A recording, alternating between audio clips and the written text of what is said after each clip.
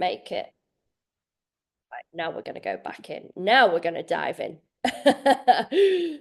Just a couple of the women were like, I can't make it. Can I have the recording back? And anyone that wants the recording back, obviously, I can send it to you guys as well. But what we're going to cover is the most common mistakes that a lot of career women make with their health and fitness. The only three things that we do inside of our program that help our ladies drop 12 kgs in 90 days. It is fully achievable, and a lot of people overcomplicate it. We don't need to. So what we're going to do is then cover off a 2025 roadmap for your success. And for anyone that's interested, there will be a special offer at the end. These are real life women. As you can see, every single one of them, and I can't fit them all onto one screen, but they've all gone on incredible journeys, and most of these women are still inside of the program as well. But regardless, they've seen the incredible physique changes that you would expect to see when working alongside a coach. But why do so many women actually struggle? We are very much, especially if you were born in like the 80s, we were in the world of skinny is what we saw on our screens. We were brought up in a world of people like Paris Hilton, Nicole Richie, where it was designed as if we all wanted to be stick thin. That's no longer the way that it's actually what we want. And we've realized the hard way, it's also not where we want to get to. But you've got Slimming World, you've got Weight Watchers. These are all designed around systems that basically support a multi-billion-pound empire around the world, and they want to see you lose. They want you to get really fast results that are unsustainable, and then you won't be able to maintain it. And the problem with that is you're going to keep going back. So then you're just going to keep wasting your money and getting straight back on. But because you saw some results, you think it's working. And in actual fact, what they're trying to do is get you to fail so that you have to keep going back again. Dramatically decreasing calories for fast and unsustainable results. This is the other thing. The 800 calorie, the detoxes, the teas, all of these fads, that's exactly what they are. We want to drop body fat sustainably, and we don't want to speed through the process in a way that you're actually not going to be able to stick to it and actually get the results that you want. Doing a ton of HIIT and cardio, really common thing that I hear a lot of women doing. And what actually happens is you will finish a session. So let's say you go to the gym, you join in one of the classes, massive HIIT session. You think, yeah, I've sweated out a fuck ton of calories. This is amazing. Or you go out for a run. But again, the problem is that what you're doing is spiking your hunger levels. And then when you finish that run or that class, you suddenly feel ravenous. And then you are going to turn to really quick, convenient foods. And again, you're probably actually likely to then consume more calories off the back of that workout than you actually burned in the workout itself. So that's again not a great approach if your goal is to drop body fat. Taking an all or nothing approach, trying to literally live on a diet of chicken, rice, and veg, trying to train 1,000,001 hours a week. Like, I'm a fitness coach, right? I still can't train 6, 7 days a week. It's just not realistic to the average person. And what we want to do is design something that you can actually sustain, because you're not suddenly just going to stop working. You're not suddenly, and you saw this actually, one of the greatest moments that we saw this was during COVID, where a lot of people were put on furlough and they were paid 80% of their salary and they were based at home, and or they might have even been working from home at that point, but far, far fewer hours, because businesses didn't really know what to do with people at that point. And we saw that everybody went on this massive fitness streak, and then suddenly you go back to the real world and you couldn't sustain it. And then suddenly everybody ended up probably worse off than before they even went into COVID. Carbs are not the enemy. I cannot stress this one enough, and we are going to get into a lot of this, but carbohydrates, they are our greatest energy source.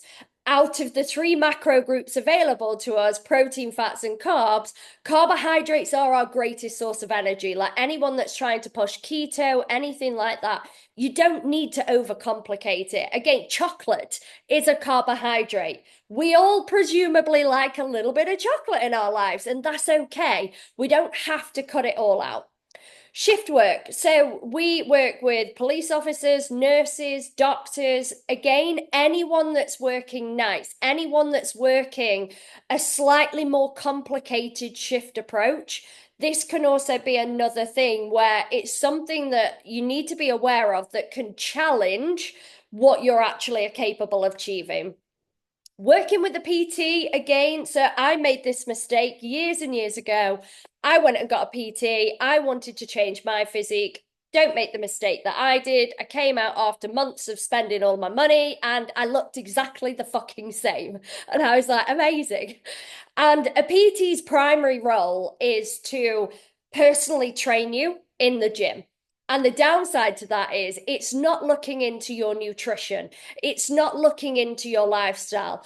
A lot of the time, they randomize their workouts and they set you something completely different week on week. So even the training style is often not the right approach to even build any muscle onto our frame, which obviously we want to be doing as women in our 30s upwards because our bone density is naturally decreasing. And the only way for us to caveat that is building muscle on our frame. But we want to drop the body fat first. So you need an approach that is actually looking into your nutrition and your lifestyle. And if a PT is worth their weight in gold, they will be so busy back to back training their clients that they're not going to have the time to actually look into the things that are going to drop the body fat, which is obviously what we do. Putting yourself at the bottom of the never ending to do list. I'm sure every single one of you on this Zoom right now can relate. Some of you are probably mums, some of you are holding down busy careers. You've got a million and one things, and this isn't going to be your entire lifestyle. Do you know, again, I'm a fitness coach and this is still not my entire lifestyle. I've got other commitments as well. So it's got to be something that can be built in so that you don't keep feeling like you just never get around to yourself, but also making excuses. If you check your screen time, ladies, every single one of you will have a phone that enables you to check your screen time. If you are spending more than 30 minutes a day on social media, you've got the time. It's just you're lacking the priority. You might be lacking the knowledge of what you actually need to do, but you do have the time. And I'm sure, again, it's very relatable to all of you sitting there in a scroll hole on Instagram, on TikTok of an evening when actually we could be doing something with that time that's going to be more productive and a lot more valuable for you. So I want to introduce you to my client Jade, and give you a bit of an insight into her. Now she's absolutely smashing it, and her wife to be, is also inside of the program as well. But Jade works in a school, and she had the conception that she was moving around a lot. And what she didn't realize is that she actually wasn't. A lot of women who work in schools, and as an example, they can actually be a lot more sedentary than they realize. She was also absolutely terrified to train in the gym. And it's really funny because her partner's actually just shared a photo in her private chat that we've got, and she's hogging all of the dumbbells in the gym.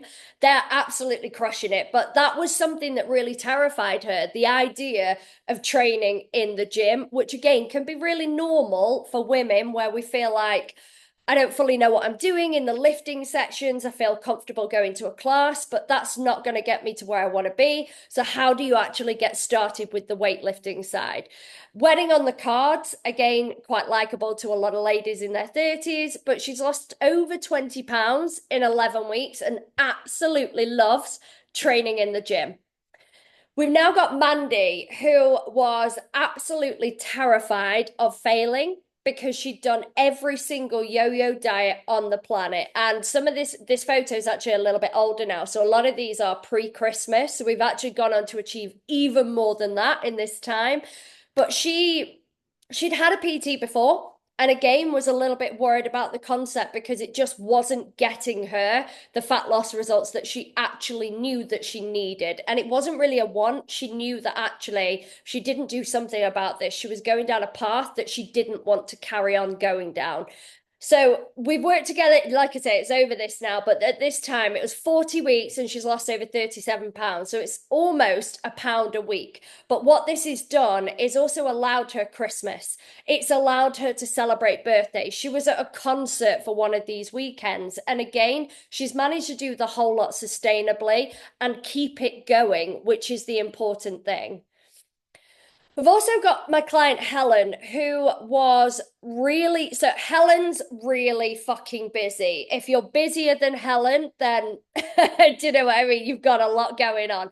But she could easily work 60 hours in an average week. She is the partner of a law firm, incredibly sedentary, sat down all day long, also like has children, and she tried PTs before, but they didn't understand her lifestyle. They didn't understand the sedentary element. Again, not really trained without a PT in the gym.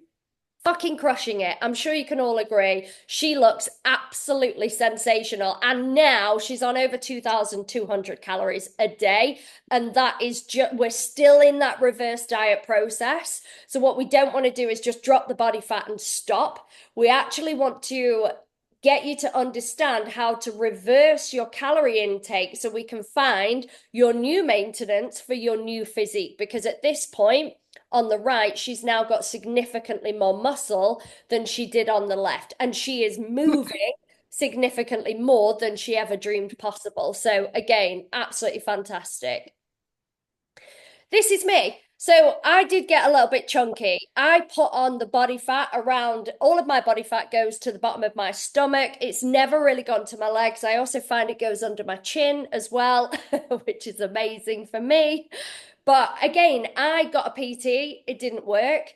I found an online fitness coach years ago, absolutely changed my entire life. And I can pretty much walk around with a six pack all year round now. And for perspective, I get to live my life on well over 3,000 calories a day, and I still get to look like that, which is, do you know what I mean? Again, the end goal. I'm sick of the world that we live in where it's almost like, I'm just going to mute you, Kaylee, sorry. Where it's almost like people brag about the fact they're on 800 calories a day and they're on this and that. And I'm like, no, no, why don't we get to a world where we can brag about how many calories we are actually consuming and make it incredible? We want to live life on really high calories. That is the goal for everyone. But we only need to focus on three things. So let's break them down. So the first one is your nutrition. So energy in, which is your calories, and I'm sure you've heard this term before, versus energy out, which is your calories burned. But if we're going to drop body fat, we really want to focus on the energy going in piece because that's the piece of the puzzle that we can control significantly more than the energy out piece. We can actually track everything that we put into our bodies, and it's pretty bloody accurate. So it's going to be far easier to drop body fat through the nutrition piece. And then the gym piece is where we're building the muscle, which is vital for us as women. So fitness watches are not accurate. This is, I would say, it's almost one of the biggest things that has derailed so many women. And we now have, I did a podcast on this the other day. If you take the percentile of the UK versus the percentile of America, we now have more obese people in the UK than America. And I actually think what happens, so many women, loads of people invested in a fitness watch, which is great. It's really good because everything measured is managed. But the downside is what's happening is you go and do a workout, you go and do your HIIT class or whatever it might be, and you look at those calories burned on your fitness tracker. I could give you a Garmin, an Apple Watch, a Fitbit, and all three readings would be wildly different. So the moment you do that and then think, right, I've burned 300 calories, it might not be that. The reality is it's never going to be accurate. So we've got to ditch the fitness watches for calories burned. For me, fitness watches absolutely have their place, and it's for your steps. That's the piece of the puzzle that we want to use our fitness devices to actually track and not calories burned, which is going to lead you to thinking, I've earned that takeaway. The moment we can stop earning the right to our food and actually just understand nutrition, I promise you, is the moment it'll change your motherfucking lives. And that's what we want. We track everything. Inside of our program, we encourage our women to genuinely track everything. And if you want to genuinely understand nutrition, this is one of the things I would say every single woman that comes into our program, when we set their macros and their calories, the number one thing they always say is, I can't believe how much I was eating. I just can't believe the volume of foods. It might not even be bad foods, not that there's bad foods, but let's say they're not smashing a takeaway 3 times a day, like a million times a week, but they just didn't realize the volume of food that they were actually putting onto their plates until they actually start to understand nutrition, weigh it out, measure it, and actually get to the bottom of what they're actually putting into their bodies.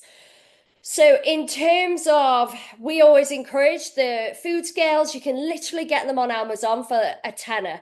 And actually weighing things out and doing some meal prep, actually focusing on what you're putting into your body is going to be really beneficial for you to just understand this piece of the puzzle. Licks, bites, finishing off children's dinner. Again, a lot of people, I literally saw somebody on Instagram talking about this the other day. I think it was, is it Jacqueline Josser? I don't know how you say her name, but she was saying exactly that. She was like, I can't believe it. I've just been dustbin eating the leftovers of my kids' breakfast, lunch, and dinner. And she's like, I'm not surprised that I put on weight. This is the kind of thing that we need to be really mindful of, that it's actually happening so that we can stop it and make sure that we're actually understanding what we are putting into ourselves. So the way that we work is the healthy eating plate, highly recommended for every single person that ever exists. So what we want to do is look at the foods and the nutrients that we're actually putting onto our plate. So we want that plate to be made up of 25% protein, 25% whole grains, which are your carbohydrates. Again, carbs are not the enemy. And then ideally, we want that 50% of fruit and veg. We also want a little bit of healthy fats in there as well. But my advice is choose your protein first when you're thinking about what you're going to have, and try and aim to get protein in to every single meal that you have. I'm going to talk about the importance of protein in a minute, but think about, what protein source have you got in your breakfast? Is there any whatsoever? Because if there isn't, that's a really quick fix that you guys can be doing.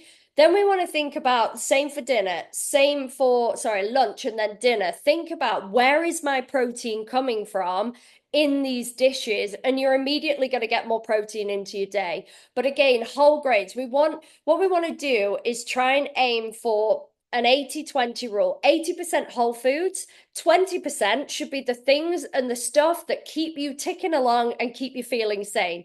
That might look like a packet of crisps. It might look like a bar of chocolate. We want to try and find a level of balance so that you don't feel like you're restricting yourself, and you can actually still have some of the things that you enjoy, but we're also making sure that the rest of our day is looking pretty healthy. Making sure, again, that 5 fruit and veg a day, there is a reason why you all know that. There is a reason that exists, and it's to keep you healthy. And also, you're going to be getting a lot of bang for your buck in terms of calories. And actually, if you fill half of your plate with vegetables, you're going to feel very full. It's very high in fiber, which is going to keep you regular, but it's also just, it's a good thing to be doing. Do you know what I mean? We want to be getting that veg inside of us, and it's really fucking low in calories. So you're immediately going to be winning in terms of volume and packing out your plate. That's what we want to be doing. So why is protein so important? I'm sure you've all heard, it's a bit of a buzzword at the minute, right? Protein is talked about everywhere. But if we are going to be in the gym or training with any weights whatsoever and actually strength training, then we need protein to help us repair our muscles. So every single time we're lifting, provided we're doing it correctly with good form and we're actually training very close to failure, you're going to be pushing your body to its extreme and you are going to be building and creating little micro tears with your muscles. And the protein is going to help to synthesize this. So it is going to help get that more leaned, more toned look that I can promise you every single woman is looking for. It's also going to boost your metabolism. So it's got a really high thermic effect, meaning that your body will burn more calories digesting it compared with fats and carbs. So again, it's going to really support a fat loss goal. It is going to help you preserve your lean muscle mass. So when we go into a calorie deficit, the last thing we want to do as women is lose muscle mass. Like we have to keep hold of that muscle mass, which is why we need to be training and actually lifting some weights. But it's also why we want to be keeping our protein high so that we can prevent that aging process, which is going to happen when we go into a calorie deficit. Protein also has the highest volume of satiation quality. So what that means is it's going to keep you satisfied for a lot longer. So the higher again we can get that protein, the more full that you are going to feel and the better you're going to be going about your day. And again, it's also a bit like I said, it's going to improve that recovery and reduce the kind of risk of injury, which we obviously don't want to be doing. It's going to help support your fitness goals. So what does protein look like? Well, it's going to look like meat. It's going to look like fish, seafood, all of these different things. So we've got the chicken breast, we've got turkey breast. Like the white meat is obviously going to be a lot leaner than the red meats, but you can get pretty lean red meats as well these days. Cod, salmon, haddock, prawns, pork, ground beef mince, crab, all of these things are going to be fantastic. But then if anybody's vegan, we've also got lentils, chickpeas, black beans, edamame. I absolutely love edamame. Fantastic. Tofu, tempeh, green peas, spinach, quinoa, chia seeds. There's a million and one different ways that you can get your protein in. If anyone doesn't shop at Aldi and Lidl and you are serious about improving your protein, go and have a look because they've jumped on the hype. They've understood that TikTokers will do their marketing for them if they put the word protein on. But start to educate yourself, start to actually have a look. But don't just guarantee because it says protein across it that it's actually better than any other food. You want to start really looking at the packaging and going, right, okay, so this pizza is now saying it's high protein. Have a look at the pizza next to it that doesn't say high protein and actually see, is that a marketing campaign or is it legit? Have a look. But there are some really good high protein, low calorie options available in most supermarkets do it these days. But Aldi and Lidl are pretty ahead of the curve with that one. But two women can be on the exact same calorie split. Okay, if one of them is consuming more protein within their macro allowance, they will lose more weight, right? So we need to be getting that protein high. And a really good rule of thumb is to take your body weight in kilograms and then multiply that by 1.5 times to 2 times. That's your average protein level that you want to be taking. So let's say, for example, for me, so I weigh 60 kgs, give or take. So I want to be aiming for 1.5 to 2 times, which is either 90 to 120 kgs of protein. So you guys, as long as you know your body weight in kilos, you'll have a good idea of how much protein you want to be hitting. Now, I want you to understand why carbs are not the enemy, guys. So, this is how your macronutrients are actually breaking down. So, when we talk about macros, we are talking about protein, carbohydrates, and fats. They are the three macronutrients. For every 1 gram of protein that you consume, there are 4 calories to that 1 gram. For every 1 gram of carbohydrates that you consume, there are also 4 calories to that 1 gram.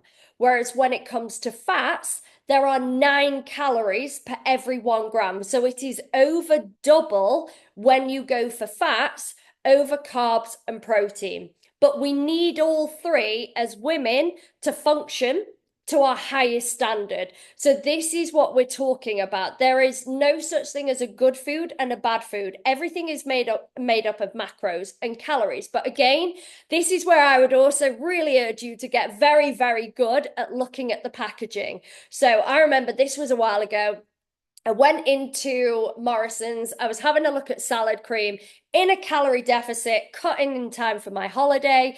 And I was just looking at the packaging of the salad creams, and one of them said low fat. Now, if it's low fat, then it has to be lower in calories, right? Because we know fats are 9 calories per every 1 gram. And if it's lower in fats, it's got to be lower in calories. It was not. It was higher than the non-branded low fat option. So tangibly, make it make sense. It doesn't have to be. So just because something is marketed as something doesn't make it true. So you got to get really savvy at looking at your packaging, guys.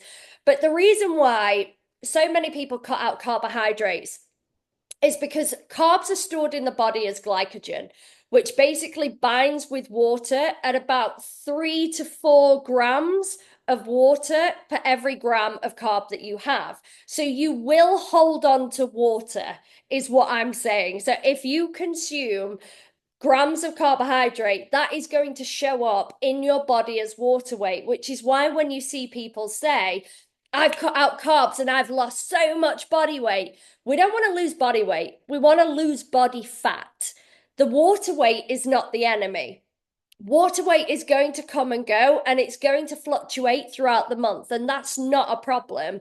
It's the body fat that we want to be dropping. So when somebody cuts out carbs and they go, I've literally lost 5 kilos in a week, wow. No, you've just lost a fuck ton of water weight. You haven't done anything for your body composition. You haven't done anything in terms of actually dropping your body fat. All you've done is dropped your water weight. And water weight, like I say, is not the enemy. So it's a bit of a pointless tact.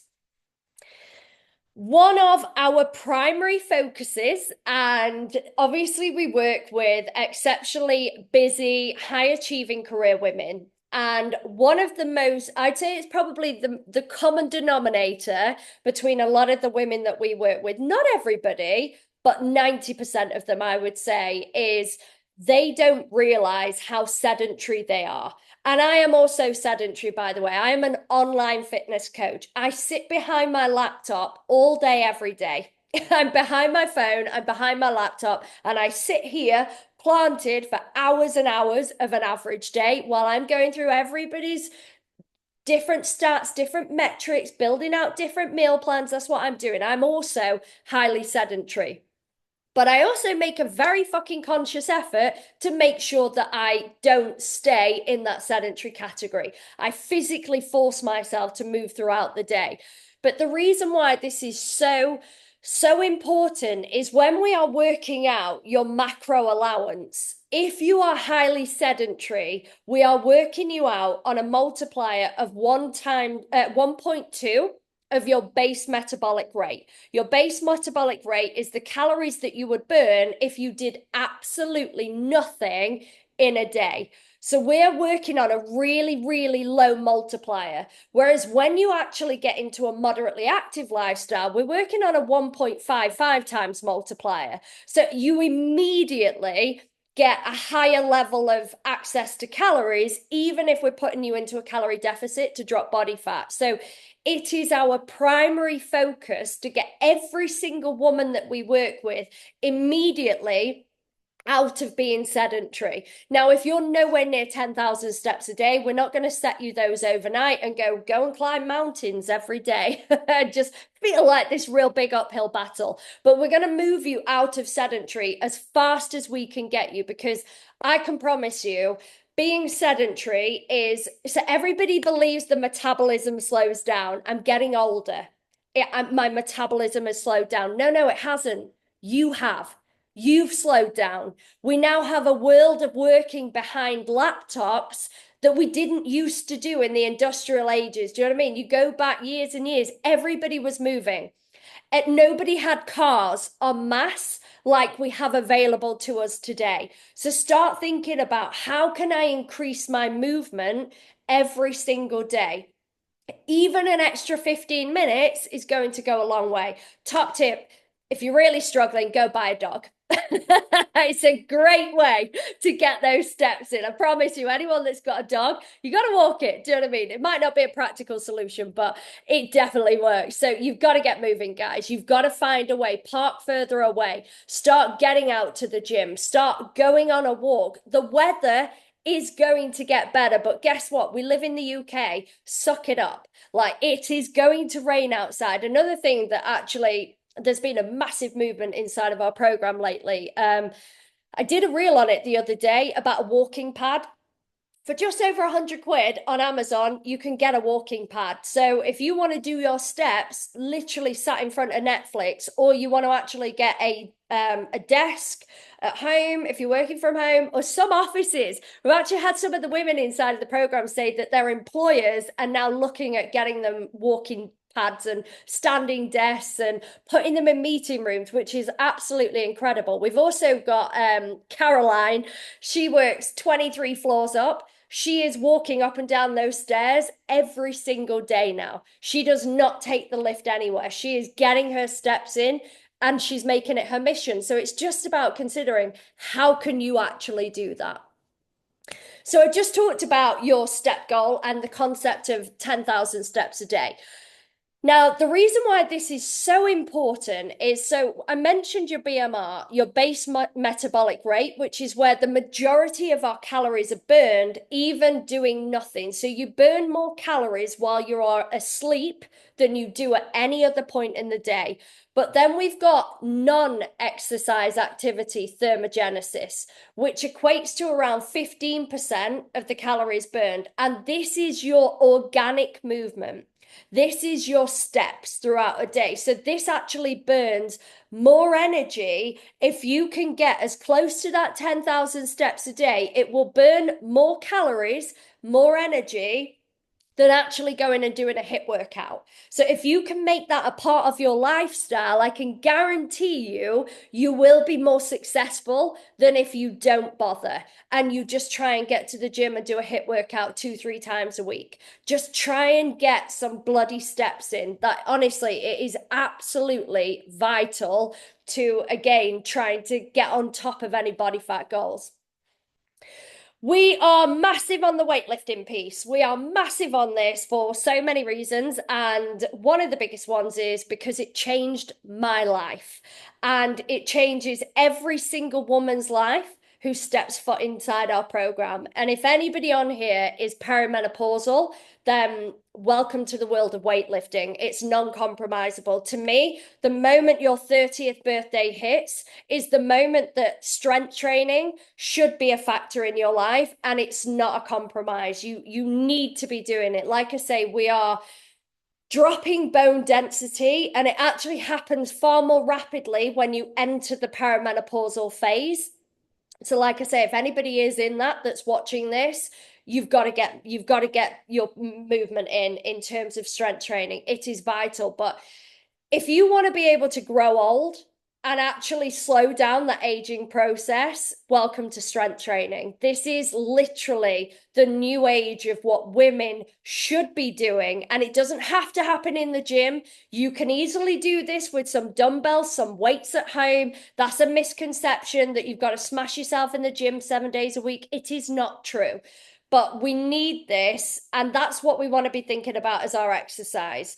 We want to be thinking about the nutrition to drop the body fat piece. We want to think about strength training to build the muscle piece. I can promise you, you are going to live a better life the more muscle you've got on your body. We do not get bulky.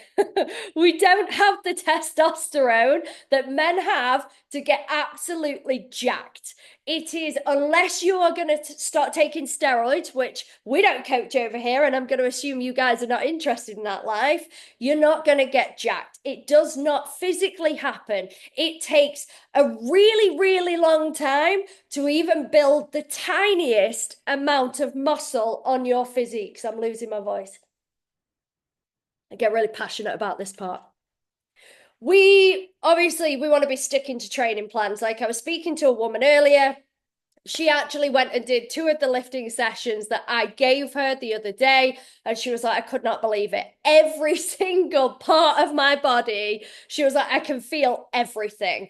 And she was in the gym before she was talking to me. And there is a difference between exercising and training. And if we are going to put in the effort to actually make the time for ourselves to do this, you don't want to be squandering that time, right? You actually want to be training with intensity. You want to be getting into a session, doing the workout, and getting out of the session. We're busy women. We don't have hours and hours to do this. So the time that we do, we want to make sure that we are actually delivering what our body is capable of during those sessions. Your lifting and strength training, you should follow the same program for a minimum of 4 to 6 weeks, minimum. And your goal is to get stronger throughout those sessions. We do not want to be sporadically randomly doing different exercises every single week, because I can promise you that's one of the reasons you're not getting results. It just does not work that way. And the moment you start to follow a bit of structure and a strategic program is the moment you will see results in your physique. You got to track your lifts as well. So you need to make a note of what you're actually doing, because again, we follow a principle called progressive overload. And it's all to do with muscle hypertrophy, which again is the building of muscle. The only way to do that is to be working on more reps, more volume, time under tension. There's a lot of different ways that we can do it. But if you're not tracking this in the same way that we should be tracking our food, in the same way that we should be tracking our steps, in the same way that we should be tracking that you are hitting 3 liters of water a day. Everything measured is managed. If you're just winging it willy-nilly, welcome to the world of not seeing results. Form checks, that's relevant for you guys, but we do that inside of the program to make sure that everybody is lifting safely and the way that they should be.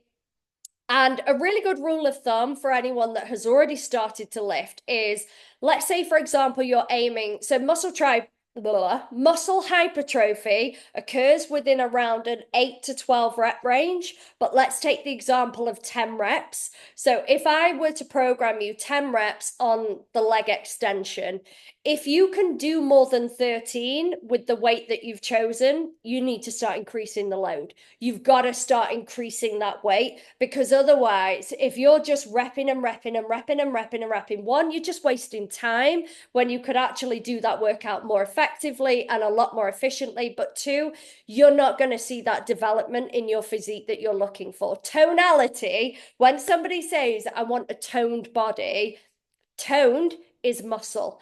That is what creates the illusion of having a toned physique, is where you've just got a lower body fat percentage and a higher muscle mass percentage. That's the goal, to get that physical appearance of seeming toned. So yeah, form overweight is the only caveat to that. We always want to master the movement first. So anyone that wants to screenshot this, you are more than welcome to. So this is a great example of a gym program. Now, 95% of the women inside of the Strong Her program do not train more than 3 times a week and more than 1 hour in each of those sessions. We are talking 3 hours a week out of 168 hours available to you in your week. So again, when people say, I'm really time poor, I'm like, I run multiple businesses, guys. Again, we've got like 16-hour days, no kind of, that's no secret to me. Do you know what I mean? I am very good at pulling. So I got up at 6 o'clock this morning. I will probably finish at 9 o'clock tonight. Guess who's still got their sessions in? So again, the concept of being too busy, have a look at your phone time and genuinely see, are you too busy? Probably not. We've all got 168 hours in that week. We just need 3 hours across a 1 week window, one over there, one somewhere in the middle, and one towards the end. That's all we need in order to see absolutely incredible results. Gym or home, you can train. It does not have to be, like I said, there's this massive misconception that you have to train in the gym. You don't have to train in the gym. I would say we are a direct 50-50 split of women that train in the gym and women that train at home. Now, the one caveat to this, I will say, is if you are training from home and you are working from home, and you live at home, you need to be very fucking disciplined. You've got to be so bang sure on your goals that you are absolutely going to go for them because it is so easy to get distracted. It's so easy for things to crop up or to sit behind your laptop and not find the time, which again is where you need some bloody accountability because I can see if you're missing workouts, I'm going to be coming for you. So this is it. Make sure if your home environment is where you want to train from, absolutely fine. You've just got to have the discipline to make it happen. Now let's talk about weekends because weekends is an enormous area where people unravel. It's almost like the perception of Monday through to about 5 o'clock on a Friday, so not even the whole of Friday. That's actually the week. And then suddenly, come 5 o'clock, it's like everything changes. That Friday night, Saturday, and then maybe Sunday, it's like, not really sure what to do with the day. There's 7 days in a week, guys. Weekends are usually where it gets undone, and this can be for a lot of different reasons. It can be, I can guarantee you, I don't have the stats on this, but I can guarantee you more of the nation gets a takeaway on a Friday and a Saturday than any other night of the week. I can guarantee you, if you are going to open some wine, share a bottle of wine, or have some alcohol, it's probably going to happen on a Friday, Saturday night. The reason for that is because a lot of the nation work Monday through Friday. But if you're going to attack your goals, again, I'm not suggesting that you can't do other things or that you can't ever have a glass of wine or that you can't ever have a takeaway. But what you want to have a look at is how committed are you to this, right? Like, are you actually serious about doing this? Because if you want to do the same thing you've always done and expect a different result, it's probably not going to happen. That is literally the definition of insanity, doing the same thing and expecting something different. That's not going to happen. And if you are in the category of women who are having a takeaway every week, that's one bad habit that you could probably change. If you started to actually make that takeaway a fake away and you still learned how to create your own kebab that you could track, that you knew what was actually going into it. If you made your own version of Chinese food, like Chinese food is made up of so many E numbers, it would scare you if you actually understood what went into it. Again, I'm not suggesting don't ever do it, but if you're doing it on a constant and it's actually in a habit, then that habit is probably time that it might be considering getting broken. So you've got three options though, right? So if you do have plans coming up over the weekend, then you do have some options available to you that you could actually maximize. So I want to take the example here of basically, so let's say you've got Friday night plans and you've got Saturday plans. If you actually start to think about, okay, you know what? I know my calorie deficit, but if I just drop them a little bit lower in the week, then I can actually make up for some of what's going on at the weekend. And it's basically called calorie banking. So if you know it, so I'll take Caroline as an example inside of the program. It was her son's birthday, like last weekend. She wanted to have some birthday cake with her son's birthday.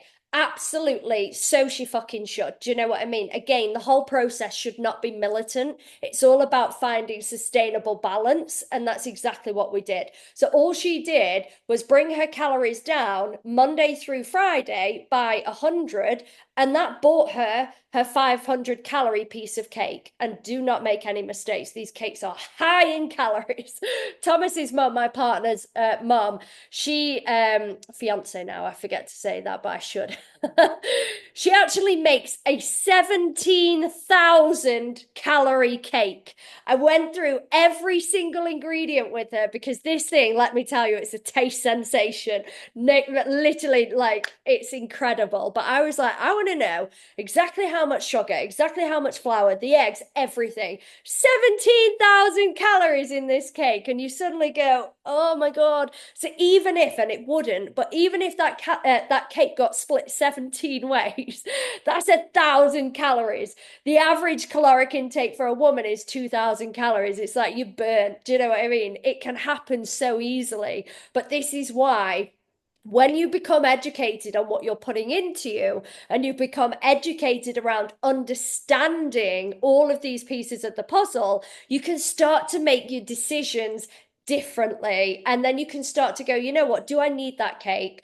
Or could I have an alternative? Or could I have a smaller slice? Or could I calorie bank throughout the week to actually save up to buy myself a little bit of that so I don't undo all of my fat loss goals? Totally achievable. Now, for me, now I like the party season. We're talking about birthdays, we're talking about Christmas, and also holidays. I'm not going to suggest a holiday's not a party season necessarily. We're not going to Magaluf. Do you know what I mean? We're not 19, anyone in here. But you all know the feeling of going on holiday, right? And for me, health and fitness should not be viewed as a short-term goal. Yes, we're going to set goals. We're going to set 90-day goals. We're going to set 180-day goals. We're going to set 365-day goals. But when you can start viewing this as a lifelong pursuit to actually be as fit and healthy as you physically can be in your skin for the foreseeable future and stop thinking of, right, I need to do this, an 8-week thing. I need to do it. Like, that's very much the fad diet industry. So the moment you can switch your mindset from the all or nothing approach to the lifelong pursuit, the moment you will be able to enjoy your life in a sustainable way. So Christmas, Eid, Ramadan, all of these things should be celebrated, birthdays, anniversaries, holidays. But what we want to do is start thinking about the damage control on some of these events. So there are tactics that you can do even with there. So like the binge eating, the stress eating, the constant drinking, it's those things. So there's a really good saying that I use where like everybody freaks out over the holidays, right? So I'm talking like Christmas to New Year. They're not the days that matter. It's what you do between New Year's and Christmas that actually matters, not what you do for that really short amount of time. So it's just about shifting your mindset. But if you do have events, you want to think about prioritizing your protein and your fiber. Where are you going to get those foods from? The same as if you're going out for dinner. Stay hydrated, drinking water throughout an evening meal or while you go on holiday. The more water that you have, that like the brain's not smart enough to actually understand, are you dehydrated or are you hungry? So sometimes your hunger cues can actually show up as your dehydration cues can show up as hunger. And if you actually had a glass of water, you might realize, actually, I'm not as hungry as I thought. I'm actually just dehydrated. Choosing your indulgences wisely, a bit like Thomas's mum's cake. Do not go near it. It's bad. Staying active, again, regular workouts, adding in some movement, like you walk. Do you know what I mean? If you are going to go on holiday, try and think, you know what, I don't need to lay flat all year round or the whole week. I can actually get some movement in. I can go and explore. Limiting your liquid calories, so alcohol, sugary drinks. Start to go for things like 0-calorie drinks. They're a great thing as well if you're in a calorie deficit because it makes you feel like you're having something sweet to maybe take the edge off, even though you're not actually having anything with any calories in. But things like clear spirits with very low to no calorie mixes. So things like a gin, slimline tonic, significantly fewer calories than if you go for a cocktail that's made with 1,000,001 juices and there's probably very little alcohol in it anyway. But again, think about having one alcoholic drink, glass of water. Second alcoholic drink, glass of water. But also ask yourself the question, do you love being hungover? Because if you're anything like me, you absolutely do not.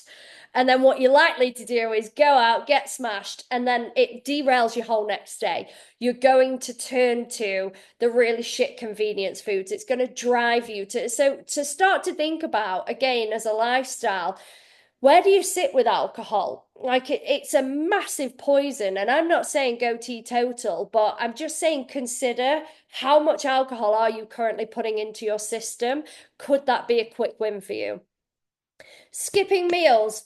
I would say there is a massive correlation between ladies who binge eat and ladies who skip meals. Now, we've coached a lot of women in our program, and that is a primary thing that we see. That binge eating tendency of anyone that struggles with actually like food limitation, if you like, and then the feeling of skipping breakfast, there is almost an immediate correlation between those two things. So if you can immediately start introducing a breakfast into your life, it's likely to actually subside some of the damage that can be done with the binge eating. So it's just a consideration for anyone. That is a whole piece to unpack on its own, though. Right, I'm going to take a quick break. I'm also going to shut this down. Bye. Not for you guys, just this bit, but I'm going to take a quick break. I need a wee. If you want to leave at this point, you are more than welcome to. Honestly, it's been absolutely amazing having you guys on, and I've loved every single second of it. And I appreciate you guys giving up your time. Do you know what I mean? It's a Tuesday night, lots of commitments, everybody's doing different things. So I honestly really appreciate it. But if anyone is interested, then what I'm going to do is talk to you about this opportunity to potentially join the Strong Her program. Like I say, there is no pressure from me. I'll just talk you through a little bit of the option, and then if anyone does want to then book in, all we would do is have a strategy call and I'll talk you through a roadmap. We're going to do a roadmap session so I can actually get to know you guys personally. But I need a wee very desperately. As you know, I've been drinking my 3 liters of water and it's got to go back out again. So another great way to get steps in. I will be back in a minute.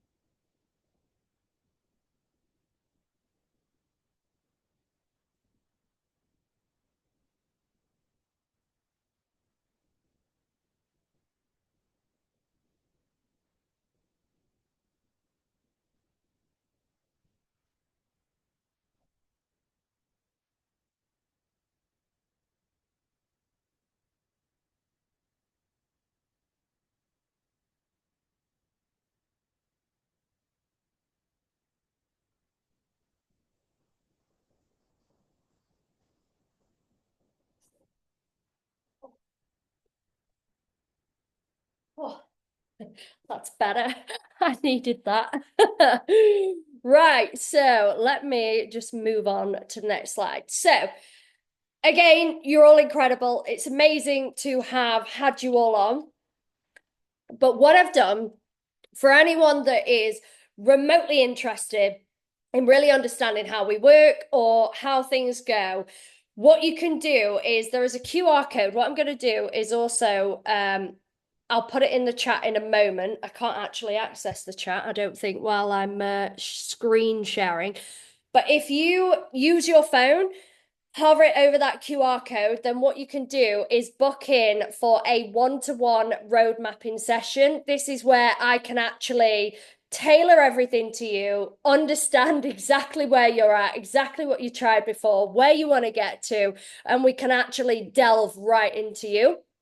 And then we've also got the 90-day fast track offer. So this is perfect for any women who want to really hit the ground running, get back on track, and really start like the first part of this year strong. Anyone that's got any holiday goals and you really want to get into it, then this is going to give you everything that you need for that. And for the first 3 women as well, there's also going to be a 25% discount code available as well. But we also do the longer term coaching. So for anyone that is truly committed to genuinely changing their lives and making this a lifestyle change, then we also have our 12-month VIP Strong Her offer. This will also give you 4 months completely free off the back of anybody that books one of these sessions in using that QR code.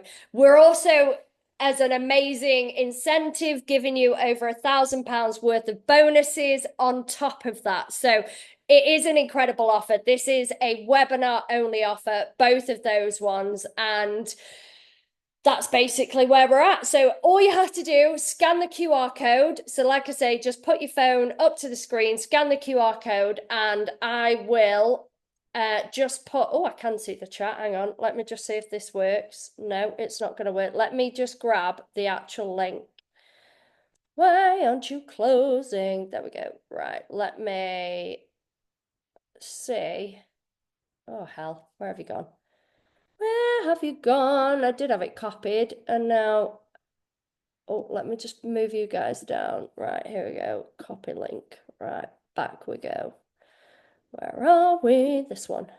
Right, let me just put that in the chat for anyone, because sometimes you can't use a QR code if you're on your phone. If you're watching the Zoom on your phone, it's like, what? What is she talking about? Right. Does anyone, by the way, any questions, anything at all, anything that I've discussed that you're thinking, what the bloody hell was she going on about? Is there any questions that anybody's got? Hang on, now I can't bloody see the chat again. Oh, I love technology. It's my favorite. Was that what surprised you the fast track? All of that I'll go through on the one-to-ones. That's not something I'm going to share with everybody here. I go through it on the one-to-one. The one thing I will say is that there's no pressure from me. You can hear about it, find out more about it. I'll obviously make sure we go through a roadmap so you get some tips regardless, that are more strategized to you. But we can go through that. If you want to book a roadmap, if you don't, that's absolutely fine as well. But we can go through it in more detail there. Right, I think we're good. So, good night, you fabulous, fabulous bunch. And yeah, if anyone does book a roadmap Zoom, I will see you there. If you don't, I wish you all the very best and enjoy the rest of your Tuesday evening. See you later, ladies. Bye.